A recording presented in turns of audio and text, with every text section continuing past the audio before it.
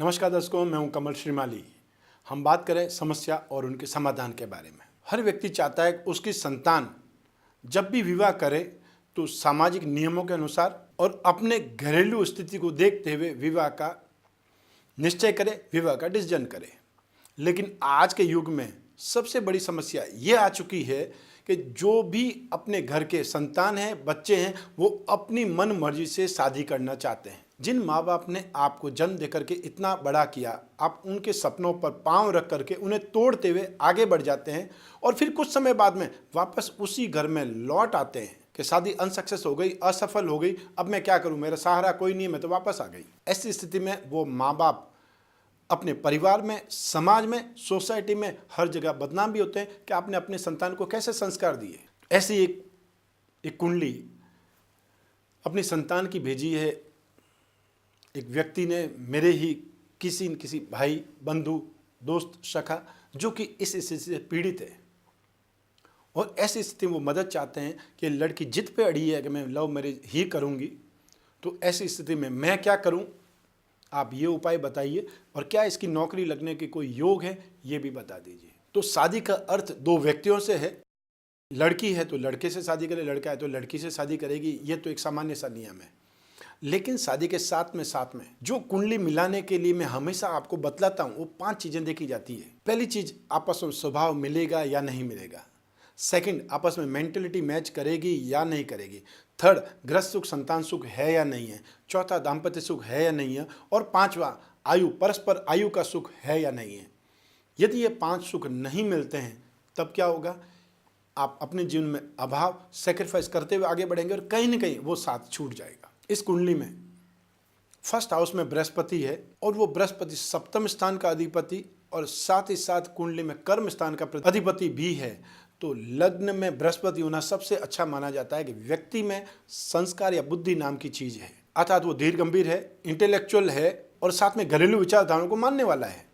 लेकिन अफसोस यही होता है कि जब कुंडली में चंद्रमा पीड़ित हो जाए, चंद्रमा जो कि दिल और दिमाग को कंट्रोल करता है, किसी कुंडली में चंद्रमा पीड़ित हो गया तो क्या होगा, अपने घर वालों से ज़्यादा दूसरों की बात मानेगा, दूसरों से इन्फ्लुएंस होगा, ट्रांसपेरेंट होगा, दयालु होगा और स्वयं अच्छा करके वापस जो मिलेगा वो उसको नेगेटिव मिलेगा, बदनामी मिलेगी। इसलिए ऐसी स्थिति में व्यक्ति को बहुत प्रैक्टिकल होना चाहिए, स्ट्रांग होना चाहिए, इमीडिएट रिएक्शन से हमेशा बचना चाहिए और ज़िंदगी में ना बोलना सीखना चाहिए। लेकिन यदि आप अपने बच्चों को यह समझाएंगे तो वो तो समझेंगे नहीं, क्योंकि ये गैप, एज गैप है, प्रिंसिपल गैप है, या आज के टाइम बोल सकते हैं ज़माने का जो गैप है कि हर बच्चे को अपने माँ बाप दुश्मन ही लगते हैं, अपने विचारों को थोपने वाले ही लगते हैं। तो इस स्थिति में आप क्या करें, सबसे पहले ये ही एक बात सोचने की है कि हर माँ बाप को जहाँ तक हो नेगेटिव बात अपने बच्चों को नहीं बोलनी चाहिए। हम जो बात मना करते हैं बच्चे वो ही करते हैं। आप उसको बार बार बोलोगे एक तो लव मैरिज नहीं करेगी, नहीं तो मैं आत्महत्या कर लूँगा, वो कर लूँगा, ऐसी स्थिति में वो और जिद्दी होती चली जाएगी। हाँ बोल दिया तो आप फंसेंगे, ना बोल दिया तो वो जिद में आकर के कोई न कोई कदम बढ़ाएगी।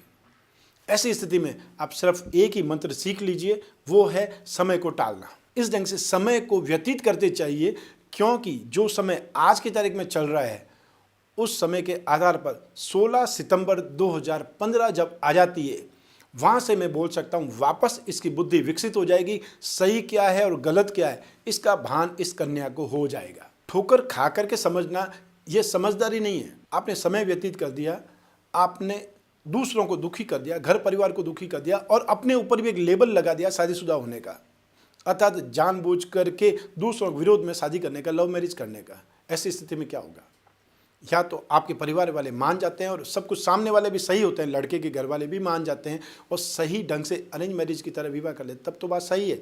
लेकिन मेरा जो काम है ज्योतिष के अनुसार परामर्श देना है, तो आपने सिर्फ और सिर्फ अपनी लड़की की कुंडली भेजी है। उस लड़की की कुंडली मेरे पास नहीं है, तो कुंडली मिलती है या नहीं मिलती है ये मैं आपको जवाब नहीं दे सकता। लेकिन जो इस समय इसकी हालत है वो हालत यही है कि दूसरों के हिसाब से मेंटल कैप्चर्ड है। जो इसको इमोशनली यूज़ किया जा रहा है, जो इसको इमोशनली बेवकूफ़ बनाया जा रहा है, इसको कहीं न कहीं सब जगह दिखा करके उलझाया हुआ है, वो स्थिति समय के साथ साथ बदलेगी। तो 16 सितंबर 2015 तक आपने ध्यान रखना है इस स्थिति को। सेकंड चीज़, इस समय राहु की दशा चल रही है और राहु कन्फ्यूज़न का, इल्यूज़न का, भ्रम का कारण होता है। तो एक सिंपल सा उपाय आपने करना है जिसमें सबसे कम खर्च होने वाला है आपका। तो रविवार से लगा करके शुक्रवार तक या शनिवार की सुबह तक कभी भी एक जटा वाला जो नारियल होता है उसको लेना है। ये आपकी कन्या सो रही हो उसके ऊपर 11 बार आपने घुमा देना है। जिस ढंग से घड़ी का सुइया घूमता है उस ढंग से 11 बार घुमा देना है। सुबह 9 से 10:30 के बीच में आप करें, आपकी पत्नी करे, उसका छोटा भाई बहन हो वो करे, बड़ा भाई बहन हो वो, कोई भी, सब नारियल को पानी में डालने से मतलब है जब राहु काल होता है। शनिवार को राहु काल जो होता है 9 से 10:30 के बीच में, तो राहु की दशा चल रही है, राहु भ्रमित करने का काम करेगा। और हाँ, इसकी कुंडली में भी राहु और शनि दोनों 8th हाउस में है। तो 8th हाउस का शनि और राहु दोनों सिक्स सेंस देते हैं, इंट्यूशन पावर देते हैं, लेकिन साथ ही साथ अपने घर वालों का दुश्मन भी बना लेते हैं क्योंकि उनको बहुत साफ साफ स्पष्ट बोलने का शौक होता है। सूर्य और चंद्रमा दोनों एक साथ में, और सूर्य चंद्रमा इकट्ठे जब भी होता है जब अमावस्या होती है। तो अमावस्या के आसपास जो व्यक्ति जन्म लेता है वो संघर्ष करके ही बड़ा होता है। अफसोस कि इसकी कुंडली में और भी प्रॉब्लम है, लेकिन जो आपने एक क्वेश्चन और किया है कि इसकी नौकरी कब लगेगी, तो मैं आपको एक चीज़ में बधाई दे सकता हूं कि इसकी लड़की की नौकरी बहुत जल्द 2015 में ही लगने वाली है। जो आपने इसको टेक्निकल एजुकेशन दिलवाई है, इसको टेक्निकल क्षेत्र में जाना अच्छा है, यह कैरियर इसके लिए शुभ है और 2015 में इसको नौकरी मिलने वाली है। जो उसने एजुकेशन की है उसके अकॉर्डिंग इसको नौकरी मिल जाएगी, तो ये संतुष्टि उसको मिल जाएगी। और शादी के लिए आप अभी जिद मत कीजिए, सिर्फ और सिर्फ समय को टालिए। और भी उपाय जो हो सकते हैं वो मैं आपको लिख करके भेज रहा हूँ, जैसे कौन सा रत्न धारण करना चाहिए, यदि ये लड़की मान जाती है तो कौन से भगवान की उपासना, इष्ट बलि होना चाहिए, क्या दान करना चाहिए, ये सब चीज़ें हैं। ठीक जैसे कि मिथुन लग्न की कुंडली है तो मिथुन लग्न का भाग्यवती लॉकेट इसको पहना दीजिए। ये चीज़ हो सकता है जिसमें हीरा पन्ना नीलम रत्न या उसके उपरत्न हो। रत्न बहुत महंगे आते हैं इसलिए मैं उनकी सलाह भी नहीं देता, लेकिन उपरत्न हर कोई धारण कर सकता है। ठीक, अगर हो सकता है तो भैरव की पूजा उपासना करें या दुर्गा की पूजा उपासना करें। दुर्गा की पूजा उपासना में क्या हो सकता है, सिर्फ और सिर्फ कुंजिका स्तोत्र या दुर्गा कवच का पाठ कर लें।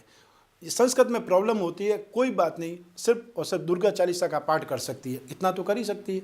दर्शकों, यदि आपके जीवन में, आपके संतान के जीवन में या आपके घर में कोई भी ऐसी समस्या है, चाहे गुप्त से गुप्त समस्या भी है, मैं आपको विश्वास दिला सकता हूं कि आपकी समस्या सिर्फ मुझ तक पहुंचने तक वो कहीं न कहीं दूसरे हाथों से होकर के आएगी। जैसे लिफाफा आपने लिखा है तो लिफाफा मैं ही खोलूंगा और वो समस्या पढ़ करके आंसर भी मैं ही आपको बताऊंगा। आपकी समस्या सिर्फ और सिर्फ मुझ तक ही रहेगी। और यदि आपने उसके बाद लिख दिया कि इस पत्र को पढ़ने के बाद में फाड़ दिया जाए तो निश्चित रूप से मैं वही करूंगा। फोन के माध्यम से, पत्र के माध्यम से, फैक्स के माध्यम से, ईमेल के माध्यम से, कहीं से भी संपर्क आप कर सकते हैं। समस्या आपके समाधान में बताने का वादा कर सकता हूँ। स्वस्थ रहिए, प्रसन्न रहिए, अपना ख्याल रखिए और जीवन में किसी को समस्या नहीं आए, यह मैं ईश्वर से कामना करता हूँ। नमस्कार।